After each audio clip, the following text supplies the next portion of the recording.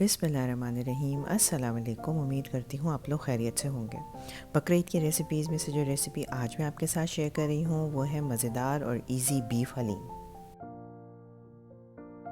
Easy haleem ये इसलिए है क्योंकि इसके 3 बेसिक इंग्रेडिएंट्स हैं।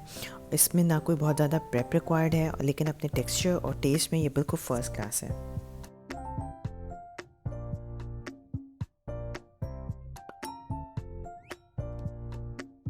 3 बेसिक इंग्रेडिएंट्स में सबसे पहला इंग्रेडिएंट है चने की दाल, जिसको हमने ओवरनाइट सोक कर लिया है। दूसरा इंग्रेडिएंट है ब्रोकन व्हीट, जो यहाँ पे जरीश के नाम से आता है। अगर आपके पास ब्रोकन व्हीट अवेलेबल नहीं है तो साबित व्हीट ले लें और इसे भी ओवरनाइट सोक कर लें। चने की दाल और ब्रोकन व्हीट या गंदम को रात में धो के भिगो दिया गया था। सुबह में इसके पानी को ड्रेन कर लिया और इसे इंस्टेंट पॉट में ऐड कर दिया। फिर इंस्टेंट पॉट में पानी और नमक ऐड किया और इसके बाद इसे हाई प्रेशर और हाई टेम्परेचर पे तकरीबन 12 मिनट के लिए प्रेशर कुक कर दिया। क्योंकि चने की दाल और गंदम को हमने ओवरनाइट सोक किया था तो प्रेशर कुक करने के बाद ये बहुत अच्छी तरह गल चुके हैं, जैसा कि आप स्क्रीन पे देख सकते हैं। अब इस स्टेज पे इन दोनों चीज़ों को हमें अच्छी तरह मैश करना है या घोटना है, जिसके लिए आप आइदर डो इस्तेमाल कर सकते हैं या फिर इमर्शन ब्लेंडर भी इस्तेमाल किया जा सकता है।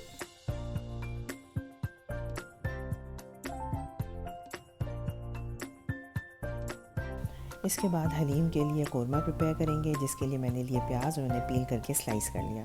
कौरमे के लिए ही कुछ साबित गरम मसाला चाहिए, जिसमें था तेज़पत्ता, दालचीनी, लौंग, काली मिर्च, हरी इलायची, काली इलायची और बादियान के फूल।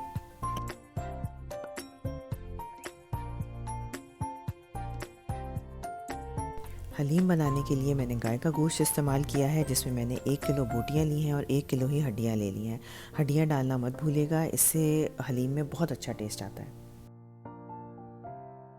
फिर एक अलहदा प्रेशर कुकर में मैंने ऑयल ले लिया, उसमें मैंने ऐड कर दिया सारा साबित गरम मसाला। उसके बाद जो प्याज हमने स्लाइस करके रखी थी उसकी तकरीबन 2/3 प्याज मैंने इस ऑयल में ऐड कर दी और अब मैं इस प्याज को फ्राई करूँगी।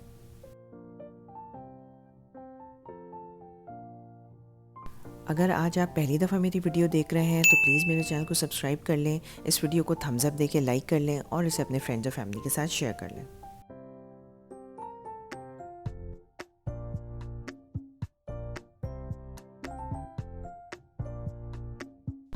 जब प्याज खूबसूरत सी गोल्डन ब्राउन हो जाए तो उसमें जिंजर गार्लिक पेस्ट ऐड कर लें और उसे थोड़ा सा पकाएं।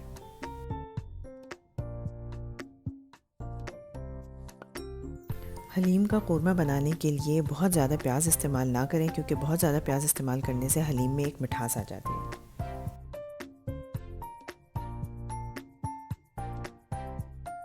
जब लहसुन अदरक हल्का सा भुन जाए तो बीफ की हड्डियाँ और बोटियाँ सारी उसमें ऐड कर दें और इसे भी हल्का सा कलर चेंज होने तक पकाएं।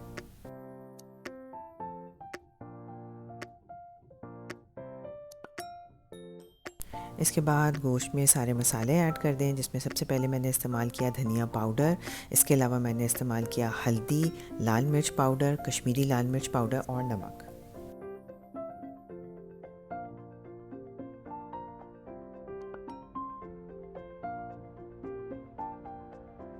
सारे मसाले डाल के गोश्त को फिर अच्छी तरह भूनें जब तक कि गोश्त का सारा पानी ख़त्म हो जाए, ऑयल ऊपर आ जाए और सब मसाले भी भुन जाए।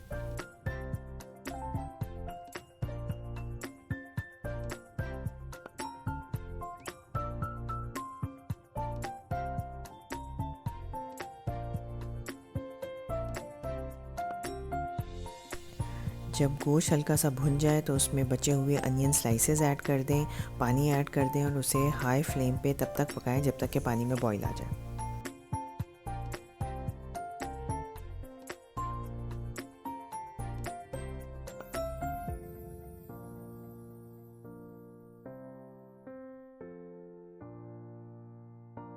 जब कौरमे में उबाल आ जाए तो प्रेशर कुकर को कवर कर दें और इसको तकरीबन 30 से 35 मिनट तक पकाएं। वैसे गोश्त को प्रेशर को कितनी देर करना है ये गोश्त की क्वालिटी पे भी डिपेंड करता है। मैंने जो गोश्त लिया था वो 30 से 35 मिनट में बहुत अच्छी तरह गल चुका था। अगर आपको ये महसूस हो कि इतनी देर में आपने जो गोश्त इस्तेमाल किया है वो नहीं गला, तो फिर मज़ीद 10 से 15 मिनट के लिए प्रेशर कुक कर लें।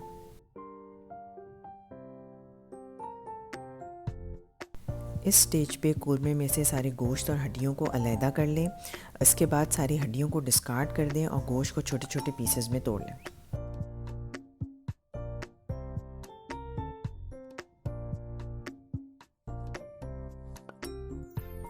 इसी स्टेज पे सारे साबित गरम मसाले को कौरमे की ग्रेवी में से अलहदा कर लें और उसे डिस्कार्ड कर दें। गरम मसाले का टेस्ट और खुशबू ग्रेवी में आ चुका है, तो अब इसको डिस्कार्ड किया जा सकता है।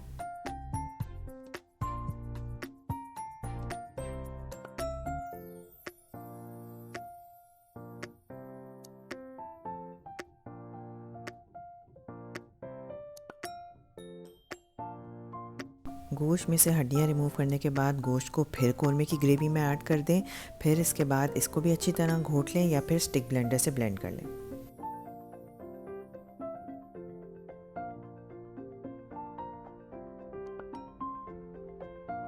इस स्टेज पे अगर गोश्त को घोट लिया जाए या ब्लेंड कर लिया जाए तो वो ज़्यादा बेहतर है, क्योंकि जब हम इसमें दाल और गंदम ऐड करेंगे तो उस वक्त इसको घोटना ज़्यादा मुश्किल हो जाएगा।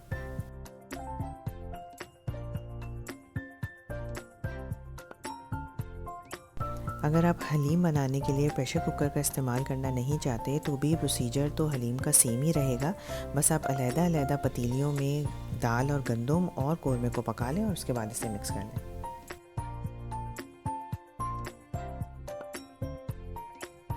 इसके बाद एक बड़ी पतीली में गोश्त और दाल और गंदम मिक्स कर लें और उसे मीडियम हाई फ्लेम पे पकाएं।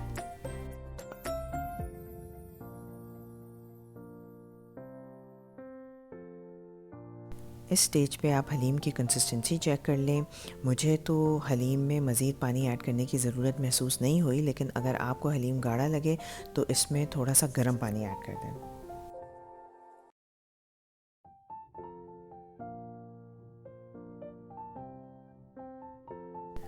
अब हलीम में ऐड करेंगे उसका एक इम्पॉर्टेंट इंग्रेडिएंट, जो कि है गरम मसाला।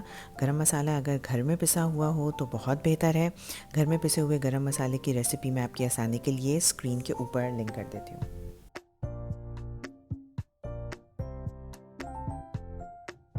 इस स्टेज पे हलीम को टेस्ट करके ज़रूर देखें, ताकि आपको पता चल जाए कि उसमें नमक और गरम मसाला सब बिल्कुल बैलेंस्ड है, और अगर कोई कमी महसूस हो तो उसको पूरा कर दें।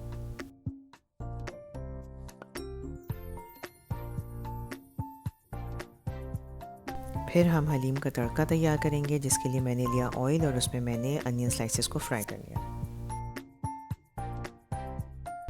जब प्याज गोल्डन ब्राउन हो जाए तो उसे गरम गरम हलीम पे डाल दें और आपका मज़ेदार हलीम तैयार है।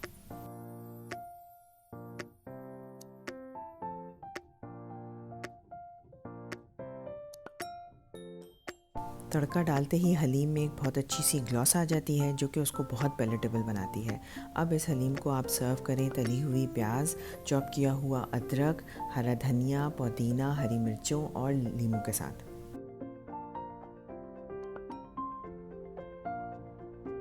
मुझे उम्मीद है कि बकरीद के लिए जो रेसिपीज़ मैं आपके साथ शेयर कर रही हूँ वो आपको बहुत पसंद आ रही हैं। अगर आप मेरी हलीम की रेसिपी ट्राई करें तो मुझे कमेंट्स में लिख के ज़रूर बताएं।